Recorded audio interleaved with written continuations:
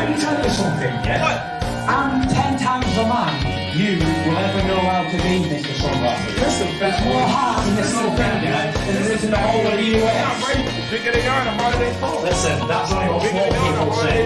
Listen, I can guarantee you, bigger the harder you punch, the better man you are. And on this night, I'm the best heavyweight in the world. I'll prove that against anybody. This fool's an idiot, yeah? He's gonna get smashed to bits. I'm Vladimir Klitschko. I want you next.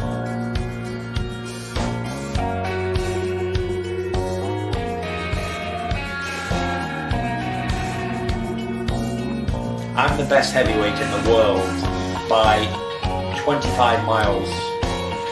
He's getting knocked out. Deontay Wilder's a chinless piece of shit.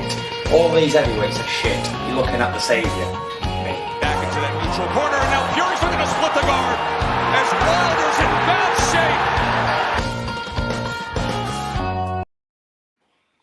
shape. What is good, Danger Zone Boxing Talk? It is Malachi Ben Yosef, a.k.a. BC Left Hook, and proud and happy as always to be here with my co-host and brother, Twine. And we're going to come to you tonight with another edition of the Final Bell. Before we get into that, Twine, I just want to salute. How you doing, man? What's going on, man? Glad to be back. It's been a minute for us, so, glad to be back doing our thing. What's good with you, man? I'm good, bro. And you're absolutely right. It has been a minute. And we're going to go over some topics, a couple topics that we didn't add to the list. We're going to actually start off with, and that first topic is a topic Twine wanted to get into, and that is the announcement of Tyson Fury versus Deontay Wilder 3 set for July 24th in Las Vegas. I've seen the undercard, and it's stacked with heavyweights. Let's get into what you think about this, because as you know, I was on the team of let's get to that Joshua fight.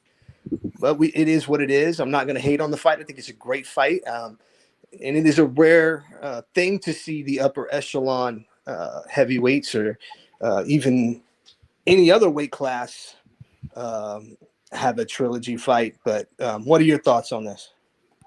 I'm actually excited about this fight, man. I know people are saying, like, what the hell are you thinking? Wilder's probably only won 4 or 5 rounds out of, possibly 4 rounds out of the 2 fights, so what the hell are you excited about? But I'm actually happy, we've seen trilogies in boxing go multiple ways, man. One of my favorite fighters of all time is Zuma Nelson. He has a gamut of trilogies. Against Jeff Finnick, Jesse James Leija, and those are some of his greatest battles, the outcomes weren't what we expected, in most of those trilogy fights, at least for Zuma Nelson. Even go back and looking at Riddick Bowe and Holyfield.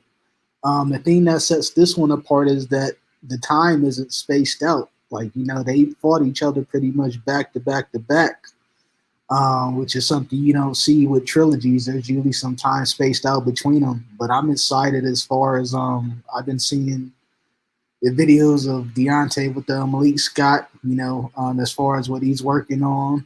He looks a whole lot different. His demeanor seems to be different as far as his interviews. So I'm looking forward, especially with the press conference coming up on Tuesday. I'm interested in seeing how they do come face to face after all this stuff with the arbitration, the back and forth in the media, the name calling, just all the insults. It's going to be interesting to see the build-up. It's a short build-up for this fight, but with all that's going on, they don't need a lot to trigger fireworks as far as what's happening with the court situation or arbitration. Agreed. And as I stated, I'm not going to hate on the fight. I'm excited for it. I would have preferred to see him fight Joshua first, but mainly just because I'm interested. I want to see one guy as the true king of the heavyweight division, and until it's undisputed, there's always going to be that argument. Moving on from this topic. Shout out to Clarence McLean. He left a little note for us. Salute my brothers. Salute to you, bro. Thanks for joining us again, man. Absolutely, and good catch, Twine. And moving on, we're going to talk about a fight I believe that transpired a couple weeks ago, but we didn't get the chance to review it. And that was the WBC lightweight title fight between Haney and Leonarez. We had Ray on, and we did a preview with him. I'm sorry, we did do a preview, and we just didn't do a recap show. My fault, not Twine's. But anyway, Haney won a unanimous decision. I thought he boxed beautifully. I don't think that he gave you what you wanted if you were a casual fan. A lot of us were hoping that he would get that knockout that would have put him over the top in a lot of people's eyes. I did think he boxed beautifully. I still don't think he beats Teofimo Lopez, but I'm going to kick that over to Twine.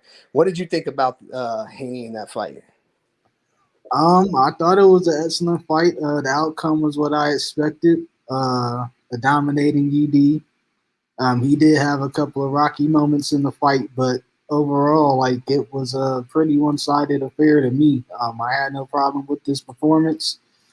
We've had this conversation before as far as with him and Shakur Stevenson. They're never going to get the notoriety that they deserve because they're not necessarily KO artists or one-punch knockout artists. You know, they're going to be guys that are more of the sweepies, or I won't even say sweepies because sweepy actually has some knockout power. But these guys are going to be the guys that don't get the accolades they deserve just because they're boxers, pure technical boxers, and, they don't have the pop, that excites the fans. So that's an unfortunate thing about both of them that's going to carry on. But as far as Haney, I was impressed. I actually think he did try to press a little bit in the fight as far as being more aggressive, and I think he did try and go after it at times. Until he ended up getting caught, a couple times from Leonarez. And I think also, him being hurt in that fight and not necessarily having the legs later on, I think he expended a lot of energy. So I think a lot of that was him expending energy, his stamina in that fight more than him actually still being hurt that long.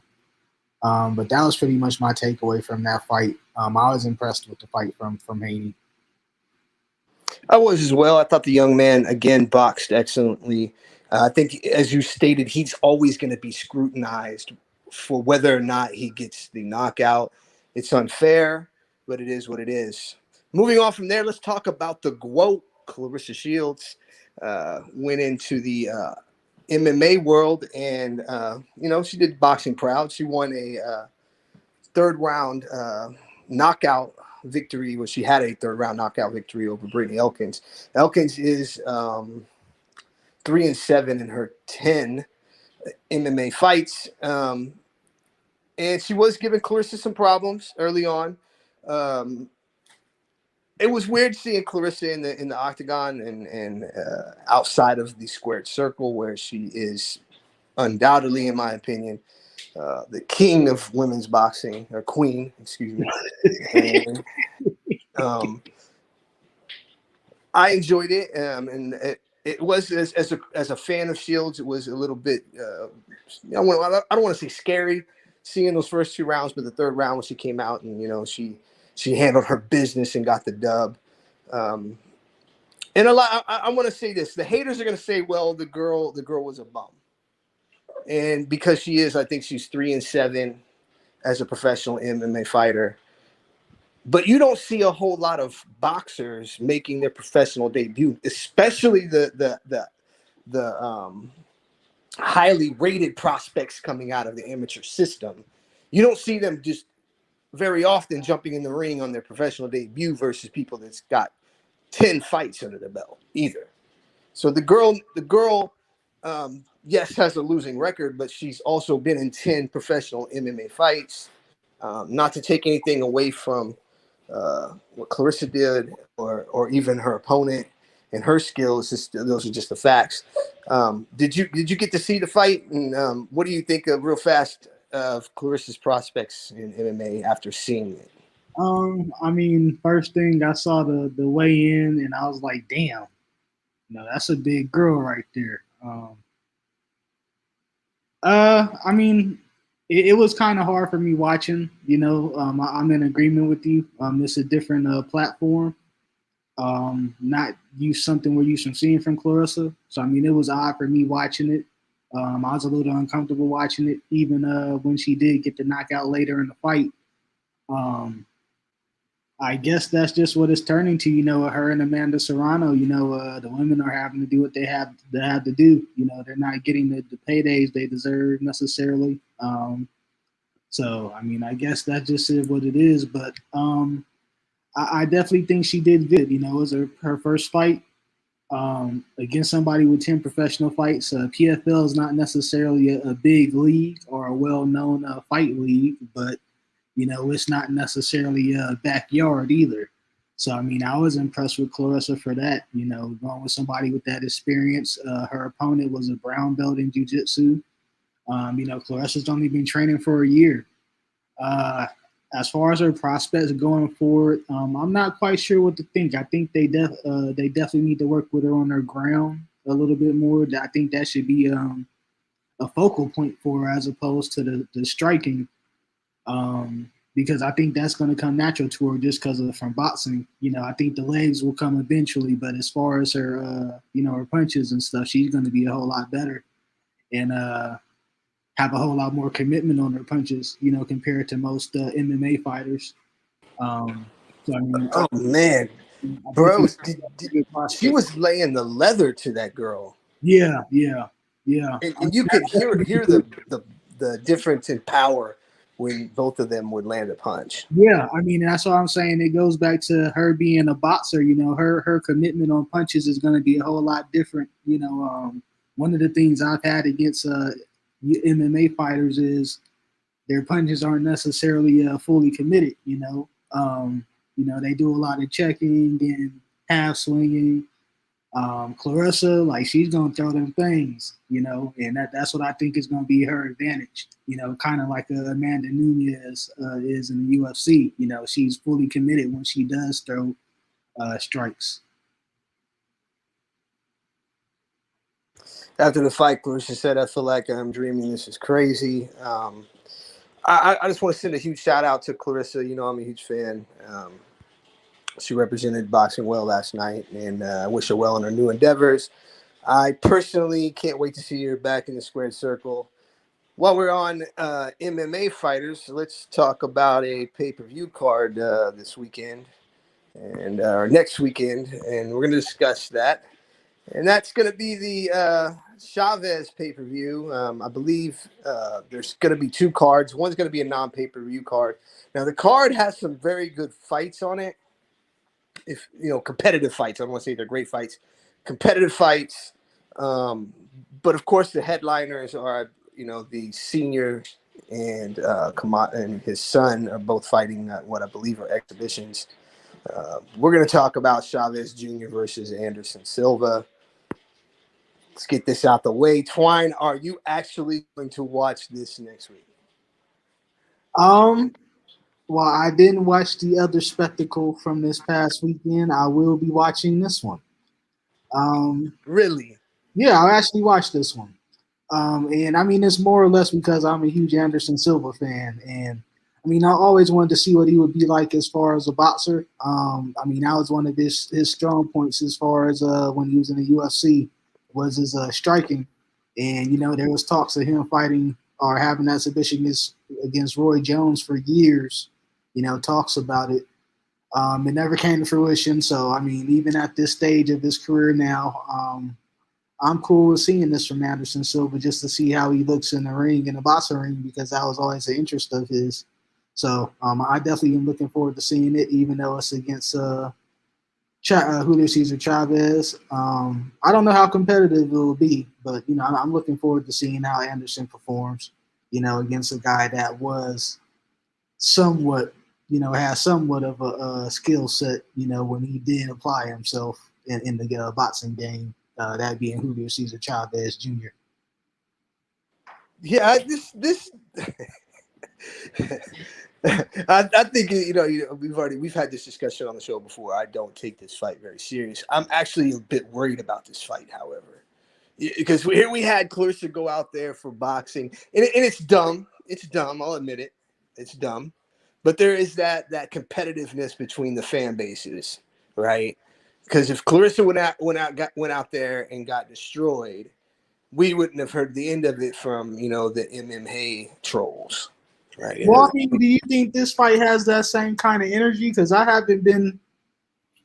Well, if Silva was to go out there and embarrass Chavez Jr., which is quite possible. I mean, there's a possibility Chavez gets into some rough patch and just gives up.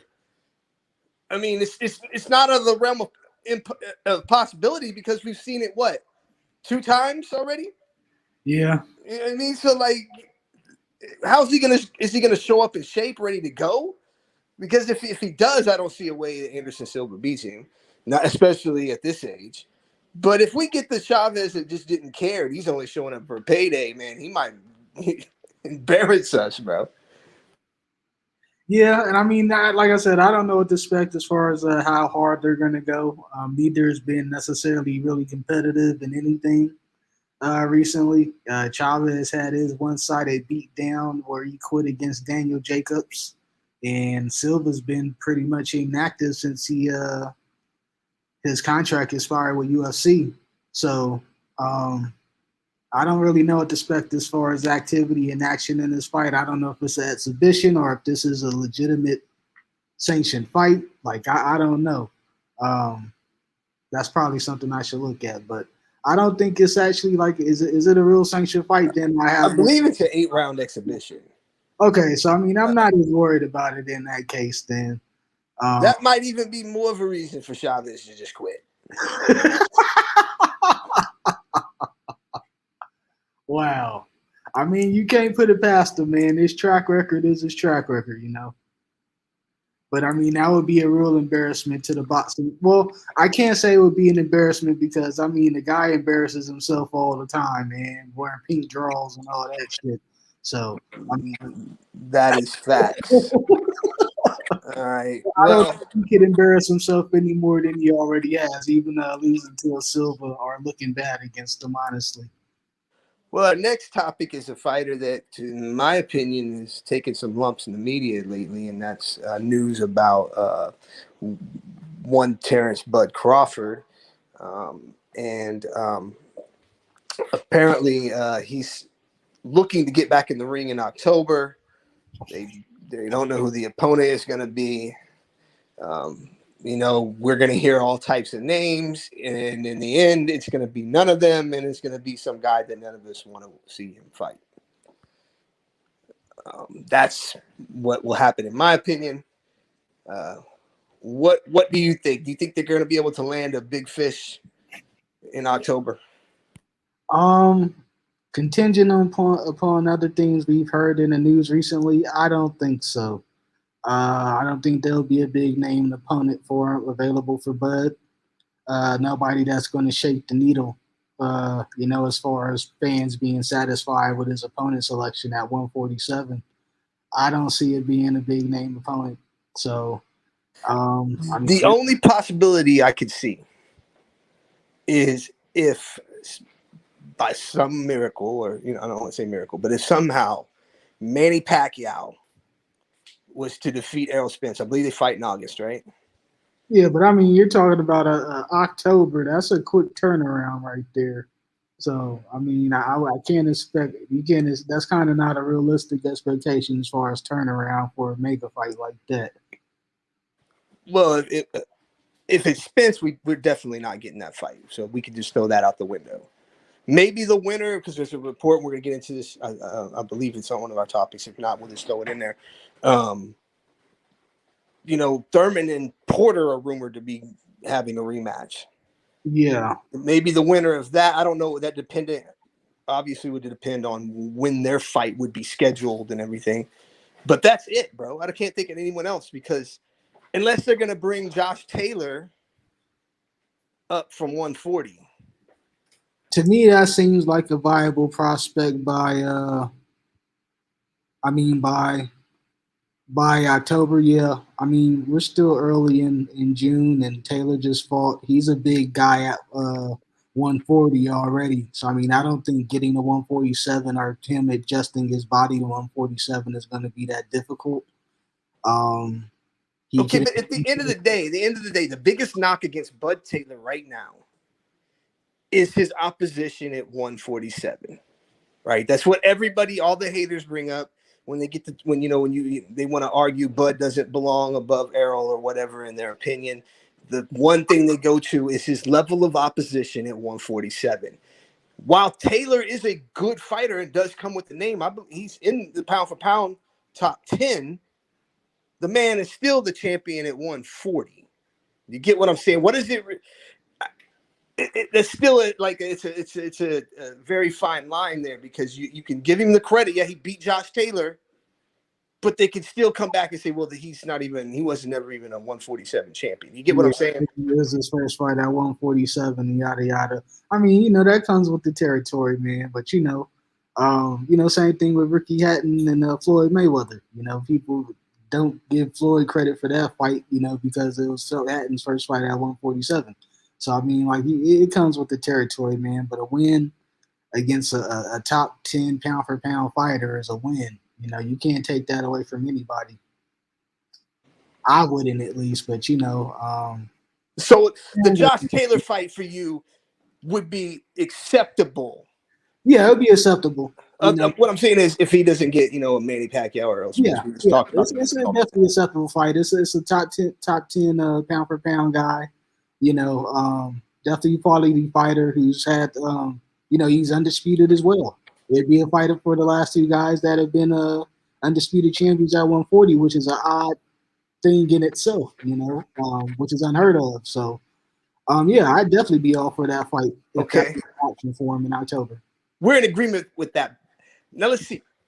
In my opinion, if it's not Josh Taylor and it's not any of the guys we talked about and it's somebody else, at that point, any criticism you want to put on Bud Crawford and his team for not getting a viable opponent is warranted. Agree or disagree? I definitely agree, man. I think it's warranted already. Like I said, he's coming up on the end of a contract that he renewed after already winning a 147 belt. I don't know. I mean, everybody else, on the outside, as far as fans and, media, feels like they knew this was what was going to happen, except for Bud. So, I mean, that's just one of those weird things of me. Him and Bo Mack, I guess they had expected other things and that they'd be able to pull the big fights that they wanted with the renewal, but they haven't been. So, I mean, I think it's warranted already, even with one fight remaining.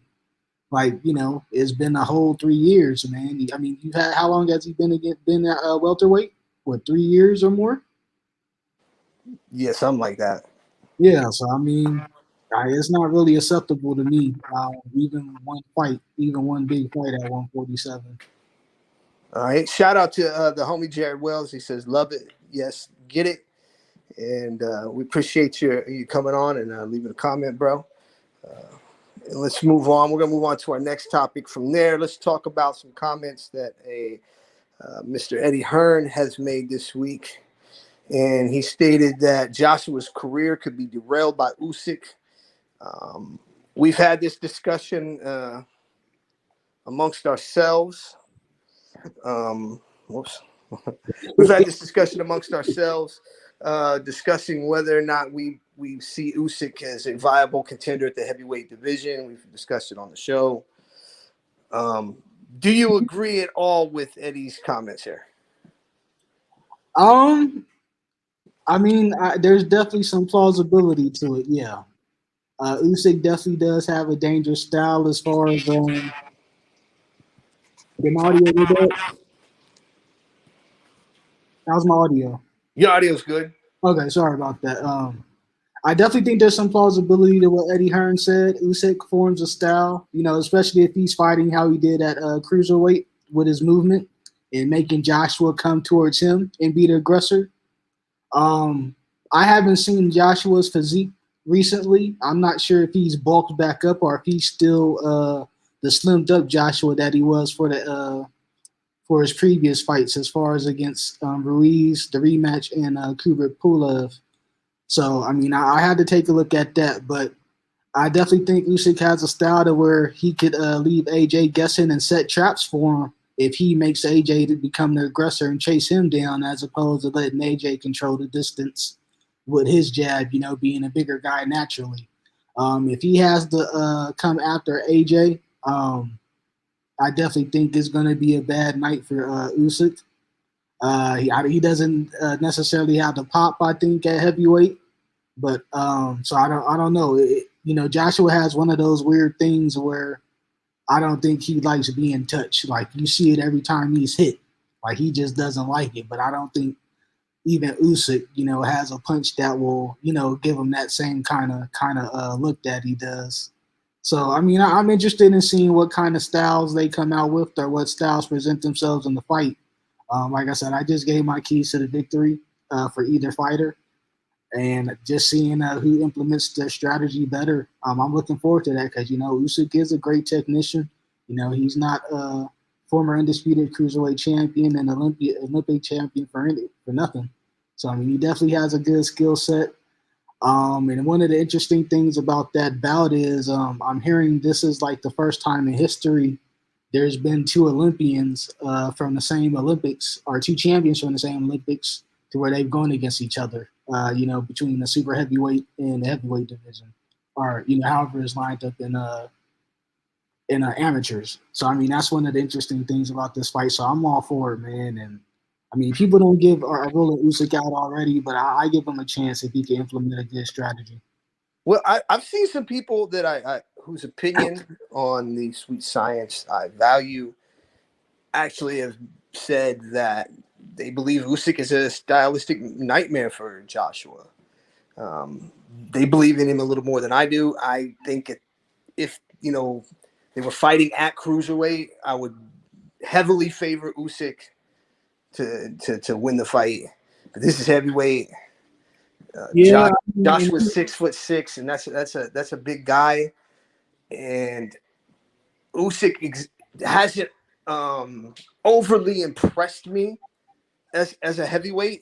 First guy he beat. I was going to say the same thing. He hasn't looked good as a heavyweight, period, to me yet. I mean, even the first guy he beat, that guy came in on a late notice, and he couldn't. What it took him. I don't remember if he got him out of there or if it took him more rounds than I thought at the time. I've smoked a lot since then, but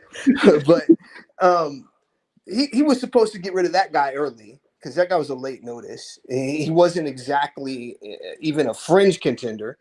You know what I mean? And then he goes out there and he fights. It was Chisora.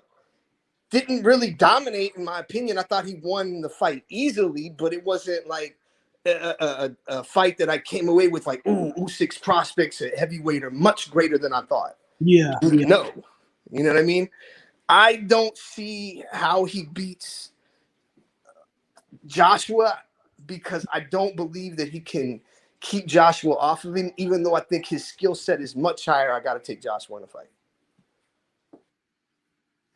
Yeah, I mean, I'm going to take my time in selection right now. I can't make a pick on it. I'd have to take a look at him in pre-fight camps and stuff like that. Probably go back and look at the Kubrat Pulev fight again as well, just to take another assessment. But right now, I can't really pick. But, I mean, I probably would say right now I'm probably favoring Joshua 60-40, but that's not my permanent selection on the fight right now. Okay, I feel you. I'm playing it safe. All right. Moving on, we'll talk about a topic I didn't get any pictures for on this one, and that was the rumor that one-time Keith Thurman and Sean Porter are in negotiations for a rematch. I loved their first fight. I'm hoping this goes through. Actually, I went into that fight. I took Thurman. I thought Thurman won, but I'm going to take Porter in this fight if it gets made. Do you have high hopes that this fight's going to get made? And real quick, just who would you like off the top of your head on that one? I actually love the rematch, man. I went to the first one in New York.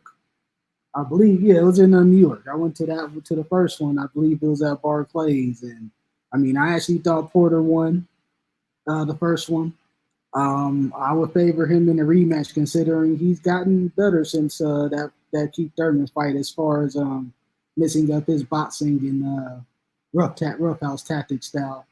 So, I mean, I think I would favor him going into this match, especially with Keith's inactivity, injury history as of recent years. I would favor Sean Porter right now.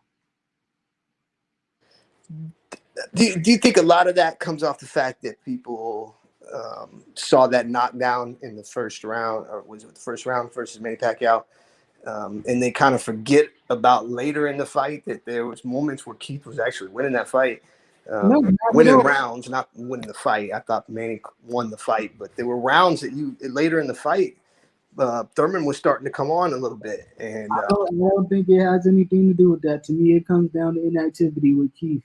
I mean, you can't be in contention if you're inactive. You know what I'm saying? He's had 2 fights in what, 3 or 4 years. yeah. Like you can't stay. I mean, you can't keep your tools sharp doing that. That's just how it is. You know, there's going to be some rust. Agreed.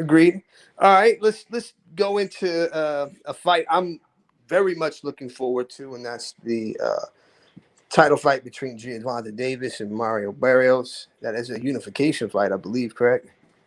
No, it is not. Actually, that would be Tank going for a belt or secondary belt in the 3rd division. Oh, this fight at 140. That's correct. My fault. Yeah. That's an excellent fight. Now the pay-per-view cost came out today, and it's $69.99. To me, and I'm just gonna keep it 100. That undercard better be stacked, or I'm going to Cody. I'm just gonna be real. I'm trying to think. I think I may have seen something, or was that the Charlo undercard? I think that was probably the Charlo undercard that had Rosario on there. So no, I haven't seen one for Tank yet. But yeah, $70 for Barrios. I think they're banking on the fact that the Hispanic crowd might cough up $1 for it. I mean, honestly, if I was them, they should have had this fight in Texas like they had the Leo Santa Cruz one. Barrios is from San Antonio. I mean, he would have brought the Texas Hispanic fan base out to sell out wherever they were at. But I mean, I could also understand them doing this in Atlanta. I mean, they're making Atlanta a fight town again. You know, it's Black Hollywood, the new Black Hollywood. So I mean, I can kind of see what they're doing there with Gervonta Davis. This would be his 2nd fight headlining there. First one was against Yoriorkis Gamboa. So I actually like this fight. On paper, it's good to me. Barrios is a huge dude at 140. You know, he's 5'10". Tank's only 5'5". So I mean, like, his odds are stacked against Tank. Don't get it fooled, or don't get twisted about this fight. This isn't an easy fight for Tank. No matter how many people are trying to shit on it because it's a secondary belt or whatever, Barrios is no slouch. So it's a good fight, but is it a $70 pay-per-view? No, but I know what they're going after as well with the opponent. You know, Floyd was very selective like this towards the latter part of his career, knowing the fan base and how people would purchase his pay-per-views, and I think he's molding Gervonta in the same cloth as far as opponent selection and somewhat as far as going after Hispanic opponents that you know, their fan base will eat up fights, big fights like this. I agree with you there. Dustin Klinger said, I think if he gets that secondary belt, he'll be in position for mandatory. Is it Barrios the WBA regular, or WBA regular, right? He's a regular champion at 140. You know, Taylor's got all 4. So yeah, because we had his opponent, Cowboy Ryan Carl, when he won that. Ryan came on our show before that fight, blessed us with an interview. Jared Wells says that Charlo's going to win his upcoming title defense by stoppage in the 6th round. And he goes on to talk about a topic we're going to talk about in a bit, and that's stating Stevenson will come on hard like always, looking sharp and smooth. And he come back and he said, Cowboy good. Yeah, Cowboy's a good dude.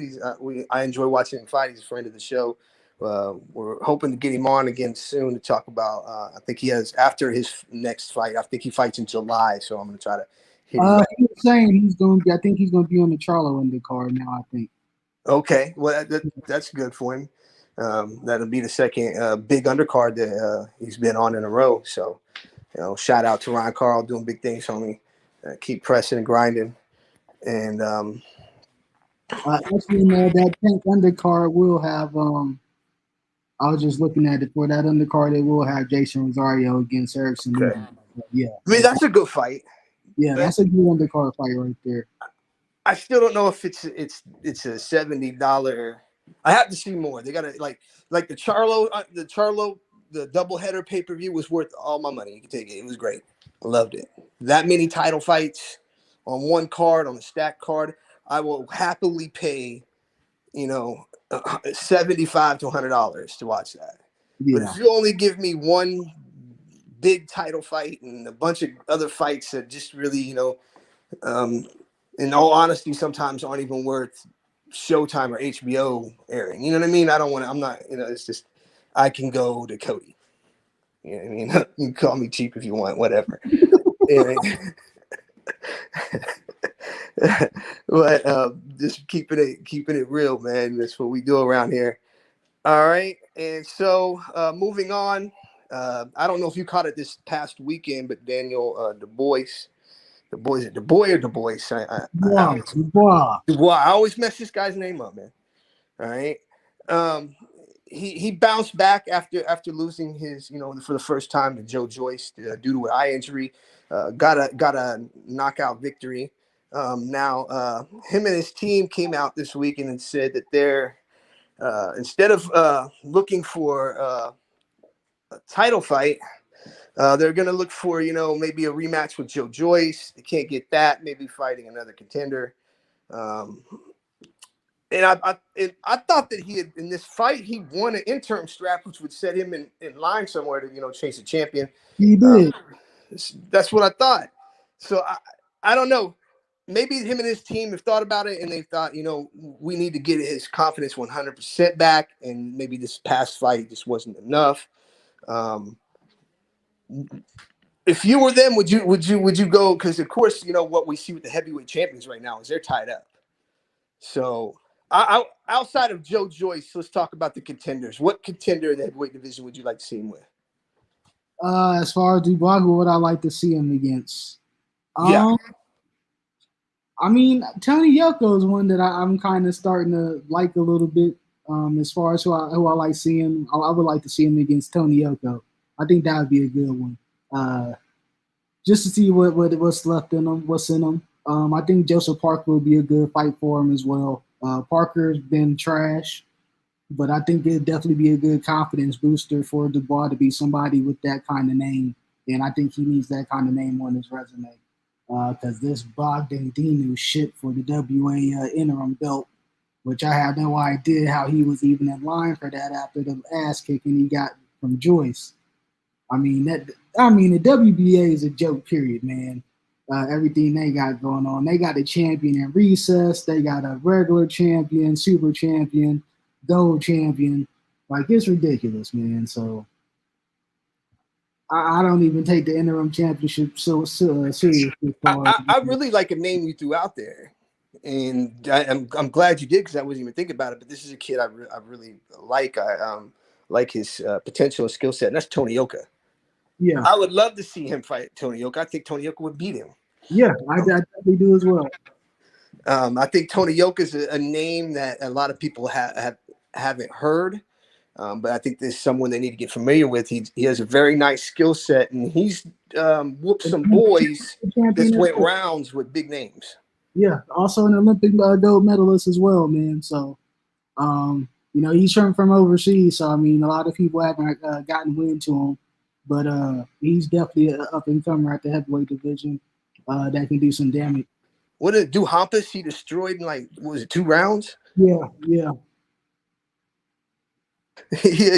So now he does come with a bit of a shady history. There was some PED. I believe he failed the PED test, right? Now that I did not know of. So I'm pretty sure back back a couple of years ago, he actually did. Someone can correct me if I'm wrong, but I believe he did. Let's go back to the comments real fast. Jared Wells says that Tank is trying to make a point the undercard is full. As I stated, though, I haven't looked at the full undercard, so I am coming from that perspective. As of right now, I only knew the main event, and I just found out the code. So he came back and said they'll leave Stevenson. They leave Stevenson out of the big four. Why is that? We'll get into that when we get into the fight. I think there's a reason for that, but we'll get into it. And Dustin Klinger came back and said, definitely not wanting to pay 70, but I probably will end up doing it. Hey, salute, brother. You know, boxing needs the loyal fans. And it is sad. I probably will pay it myself. I say that I'll go to Cody, but when I think about it, we should be supporting these guys because they are out there taking big risks for our entertainment. Well, moving on from that, let's get into what I believe is our final topic for the night, which is the preview of Shakur Stevenson versus Jeremiah Nakathila. Is it Thilla? Nakathila. I'm not sure. I actually went back and watched a few of his fights. He's a tough guy. And I'm going to start off with my prediction, my preview. Stevenson is going to dominate this kid. He's going to be levels above him. I've watched them both fight. The difference in levels is clear and evident. The kid he's from Africa. He can punch. He's a good fighter, tough as nails, but he's just not on Shakur's level.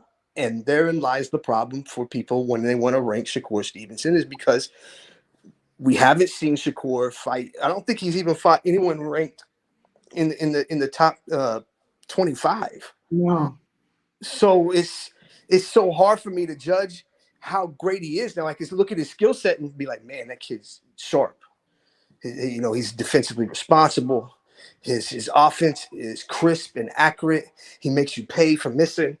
And I can say all that and see all that, but until I actually see him do it versus somebody on his level, I can't rightfully predict where he's at as a fighter, right? Because everything is still based on more conjecture because we haven't seen versus even a contender at this point, and that's sad because we're talking about a guy who's a champion.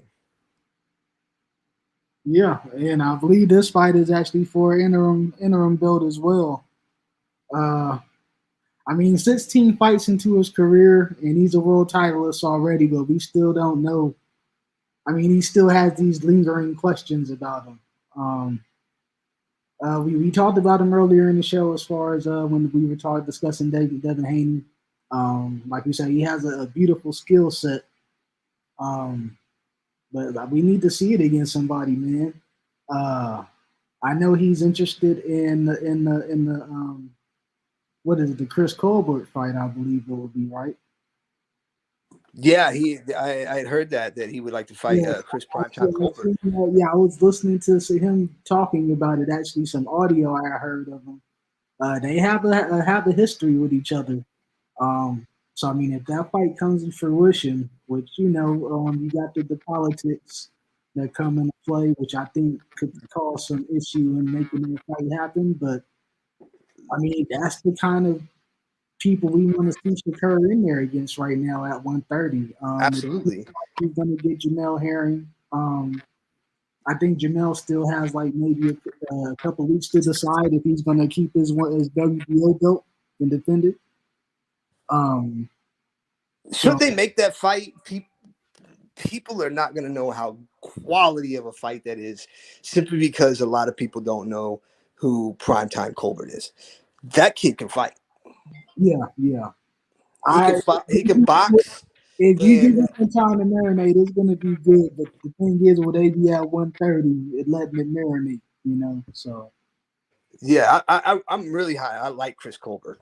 He can fight, and he's slept on. That for me would be a great barometer for just how high Shakur Stevenson, because if he should go out there and dominate a fighter the caliber of a Chris Colbert, oh man, I mean, and listening to his audio, he made it seem like he put the work in on Colbert when they had their little. I guess they did some sparring together. So, um, I mean, all this stuff is going to come out in the storyline if this fight comes to fruition.